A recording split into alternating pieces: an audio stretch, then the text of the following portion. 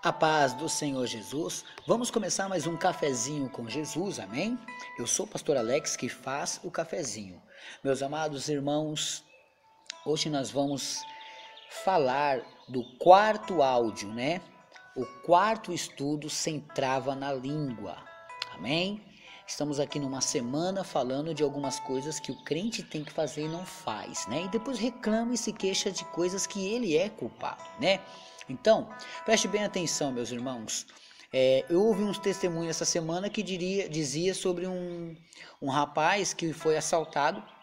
Ele trabalha de taxista, só que o bandido, ele começou a evangelizar o bandido, e o bandido acabou abaixando a arma e pediu a oração no meio da rua. Dá para acontecer isso com todos os crentes? Não, porque nem todo mundo está no prumo com Deus. Tá entendendo?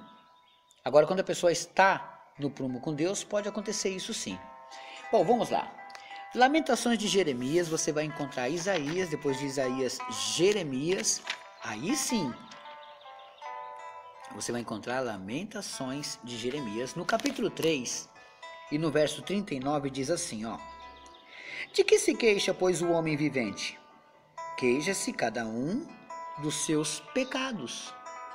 Quer dizer que cada um se queixa do seu próprio erro, seu próprio pecado. É disso que o homem está reclamando aí afora? Às vezes ele pensa que tem razão de alguma coisa e acaba não tendo razão de nada, porque está errado, né? Bom, meus irmãos, sou pastor e é obrigação minha ver como anda um culto. Então hoje eu vou pegar um pouquinho pesado sobre cultos, né? Olha só. A gente, quando está lá em cima do púlpito, a gente tem uma visão ampla, né? Então a gente enxerga tudo. A primeira coisa que a gente vê é o andamento do culto. A gente tem que ver se tudo está correndo bem. As pessoas que vão louvar, as pessoas que vão contar testemunho, as pessoas que anotam o nome dos visitantes. Aí a gente tem que estar atento a tudo. O pregador já chegou, tem que estar tudo atento, né?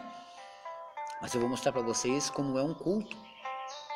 E algumas coisas que acontecem no culto. E não pode. Então o homem se queixa porque ele vai para um culto e na verdade ele não cultua Deus. Ele vai para se cultuar. Ele vai para ser cultuado. Ele acha que ele que é o centro das atenções. Ele acha que ele é a última bolacha do pacote. O rei da cocada preta.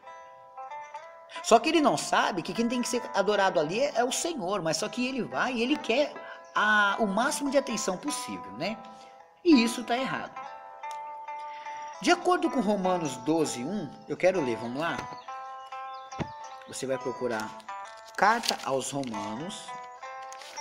Paulo mandou uma carta aos Romanos. No seu capítulo 12 e no verso 1, ele diz o seguinte, ó. Rogo-vos, pois, irmãos, pela compaixão de Deus, que apresenteis os vossos corpos em sacrifício vivo, santo e agradável a Deus, que é o vosso culto racional. Então, peraí. Você tem que apresentar a Deus de acordo com Romanos 12:1. Nós temos que apresentar a Deus. Todo dia que você vai num culto, você tem que apresentar a Deus o seu corpo em sacrifício vivo. Santo, tem que estar em santificação. E agradável a Deus, tem que ser agradável a Deus, para chamar a atenção dele. Isso é um culto racional. Pegou? Você tem que prestar esse culto racional. É a ordem. Mas eu te pergunto, as pessoas estão prestando esse culto racional? Ou estão indo para a casa de Deus de qualquer maneira? E para quem não sabe o que é um culto racional, veja. Você tem que prestar um culto a Deus com raciocínio dentro da razão. Isso é um culto. Aí o pastor Alex vai pegar um pouquinho pesado. Como quem me conhece desde o meu primeiro cafezinho sabe que eu sou assim. Eu acho complicado quando a pessoa está pregando e ela dá muito lugar em falar línguas estranhas. E quando ela fala muito em línguas estranhas, às vezes a mensagem fica incompreensível. Porque ela está contando uma história, um exemplo. Ela está contando a história de Jacó, tá? E conforme ela fala, ela vai contando aquela história, ela mistura com um pouco de glória a Deus, aleluia e língua estranha. Glória a Deus, aleluia e língua estranha. Pastor, você é contra? Não, eu não sou contra, meu irmão. Mas tem que ser um culto racional, um culto que as pessoas que estão assistindo aquele culto vão entender. Exemplo: um católico vai para uma igreja evangélica. Na igreja católica, quando o padre está lendo um versículo, eles ficam em silêncio. Mas lá não é pentecostal. Epa, peraí, estamos falando da palavra. Abaixa a bola e respeita. Ali é um culto também. Ainda que não seja do agrado seu ou da palavra de Deus, sei lá. Estou dizendo o seguinte, é um culto racional. Um culto que a pessoa que está falando em cima do púlpito, você tem que entender. Porque ela vai pregar sobre Jesus e ela vai encaixar a sua vida dentro daquela mensagem. Conclusão, ela vai dizer um problema e uma solução. No final do culto ela faz um apelo. Você vai deduzir, poxa, a minha vida está parecida com esse camarada que ele pregou. Eu quero mudança. Alguém aqui quer entregar sua vida ao Senhor? Aí a pessoa levanta a mão e modifica a vida dela. Só que as pessoas começam a pregar a palavra de Deus e esquecem que quem está lá embaixo às vezes não entende nada, não sabe nada. Eles querem falar um evangeliquei. O que é um evangeliquei? É uma linguagem evangélica, né? A pessoa está pregando em terra, manto. Bom, eles não sabem nem o que é terra, que de lá manto, na linguagem evangeliquei. Aí a pessoa começa a falar assim, eu quando eu era do mundo, eu servia o diabo e tal. Aí a pessoa que está lá embaixo fala, mas peraí, o que esse homem está falando? Ele não está no mundo? Eles não entendem. Por isso que a palavra tem que ser um pouco mastigada e compreensível, porque tem pessoas que não entendem seu intelecto. Ela precisa sair não confusa da casa de Deus. Ela tem que sair abençoada. Então a palavra que você pregar, não pode ser assim. Tem que ser de uma maneira que vá direto ao coração dela. Poxa, a mulher está passando problema com o marido, ou o marido com a mulher. Está desempregado e não tem o que comer.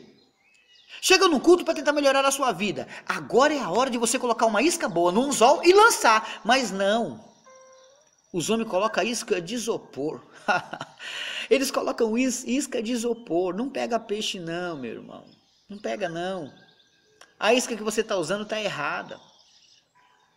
Agora você tem que entender que a maneira que você está pregando a palavra de Deus, ninguém está dizendo que você está em pecado, que não deva, mas eu quero que você mude a estratégia, porque você está pregando de uma maneira que é totalmente errado. Então você já entendeu o que é um culto racional, né? Tem que ter um raciocínio dentro da razão, legal? Conforme um agradecimento por aquilo que ele te fez. Temos os que louvam na igreja, os que exortam, os que fazem diversos serviços na casa de Deus. Eu vou pegar pesado, te prepara. Então essas pessoas que fazem esse tipo de ministério dentro da casa de Deus, precisa tomar um pouquinho mais de cuidado. Por quê? Porque aquela irmã que está no grupo, ela está servindo a Jesus e está ensaiando no grupo. De repente, ela não vai com a cara de outra irmã novata que chegou. Se ela continuar nesse tipo de situação, fica em divisão, e casa dividida não prospera, disse o meu mestre Rabi Jesus. Que casa dividida não prospera? Então aquela pessoa que está ali e está dividida, ela quer adorar a Deus, aleluia, e louvado seja o nome do Senhor. Só que ela está em divisão com a irmã. E aí? O pregador está chateado com o outro e quer pregar a palavra de Deus. E aí? Como é que pode ter uma presença de Deus num ambiente que ele não é convidado?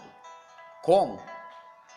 Como que podemos ver Jesus agir dentro de um ambiente que ele não tem a moral, ele não manda? Praticamente parece que ele tem que obedecer e ficar quieto. Tá entendendo? Então, nós temos as pessoas que louvam a Deus, nós temos as pessoas que exortam, diversos serviços, certo? Temos os que recebem as pessoas lá na porta, os que servem, os que oram, os que anotam nomes, meus irmãos, e etc. Mas tudo isso o pastor está acompanhando lá de cima, ele está de olho em tudo. Pode até passar um ou outro, mas ele está de olho. Agora, acima desse pastor tem os olhos do Senhor Jesus. Tudo para que ali se torne um culto racional, um culto inteligente. Ei! Tem que ter um culto inteligente, não adianta fazer um culto de qualquer maneira. Esse culto tem que ser inteligente. Eu, quando vou fazer uma campanha no lar, eu gosto muito de solto as irmãs para louvar, porque o louvor quebra o coração dela, fica quebrantada, chora, dá 2, 3, 4 lágrimas, lançou a semente, vai embora. O coração que era pedra ficou aquebrantado. Sabe quando você vê uma terra dura, aí você pega uma enxada e você cavuca ela fica fofinha? Isso. Imagina com água e uma semente agora. É o que acontece quando a gente vai evangelizar. 2 irmãs cantam hinos. Aquele hino fala no profundo do coração. Lógico que os hinos têm que ser propositalmente de uma maneira que toque aquele coração. Tá entendendo? Isso é uma estratégia. Não adianta querer cantar a palavra, o hino, a tua palavra escondi. Não. Hino de evangelização, esse hino aqui é para outra história. Agora, hino de evangelização dentro de um lar não pode ser esse. Depois que cantou aquele hino de evangelização, o coração está quebrantado. É só lançar a semente. Mas vamos voltar para o culto, que eu tenho que falar de algumas coisas do culto. Meu horário já foi embora.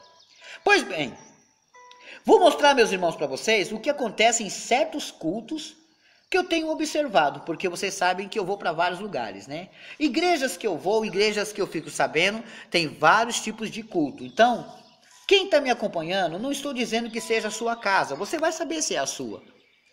Mas houve uma igreja um bom tempinho atrás que eu vi essas coisas acontecer. Na maioria das igrejas, os cultos começam às 7 horas da noite e terminam às 21h30. Na maioria das igrejas, né? Então nós temos 2h30 para cultuar. Nós temos 2h30 para cultuar. Eu vou parar, meus irmãos, porque eu estou acostumando fazer uns áudios um pouco curtos, até por causa dos avisos, né? E não alongar muito, não. Até porque você tem que baixar ainda para ir para o seu trabalho ouvindo, né? Então, peraí. Nós vamos finalizar agora